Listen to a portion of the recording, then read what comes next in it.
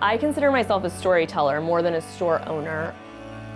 I'm such a passionate person that when people come into our gift shop here in Brooklyn, New York, I try to tell them the stories of where all of the products are made, who made them, and why they're important to the culture. It's not just selling an item. Our mission is to showcase a bigger picture of what Mexico truly is. My name is Luisa Navarro, and I am the founder of Mexico in My Pocket.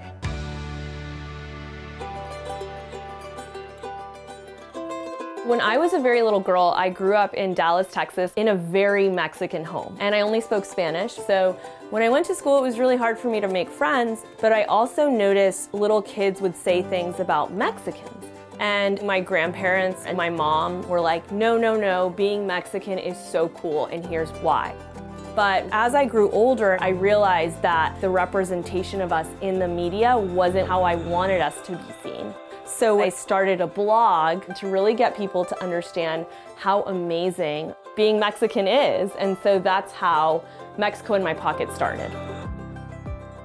I really do think of ourselves as a lifestyle brand. We do a lot of storytelling, and naturally, people have fallen in love with Mexico. So that's our tagline. We say, fall in love with Mexico. We'll make a video of Puebla or San Miguel de Allende or Guanajuato and show people how awesome our culture is. We've done cooking classes, book tours, and people on Instagram kept reaching out to me and saying, can you plan my trip to Mexico for me?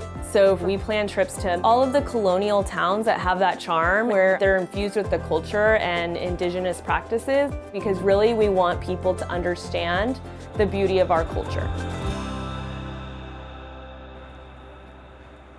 Mexico in My Pocket has been an evolution. It wasn't until 2020 that we decided to sell products from Mexico because artisans were struggling because tourism was down. Thanks for coming in. Bye, Luisa. Because of my Instagram account, artisans and business owners reached out to me and said, Luisa, we really need help. So I said, okay, no problem. And it just really lit fire in me because I had this audience and it was all about Mexico and I knew I could help. So I asked them to ship me one product. I paid the crazy shipping fee. I photographed it and I posted it online and the sales started coming in. And that's when I realized, wow, we can help people during COVID. So it was a journey, but little by little we grew, and we have a gift shop now where we feature products made by local artisans. I actually grew up in a home filled with artisan craft just like this. So the store is filled with the energy of my family. I think what makes being Mexican so amazing is we're so proud of our ancestors. And I think the success of my brand and my business would be to continue sharing our stories. So I'm writing a book on Day of the Dead.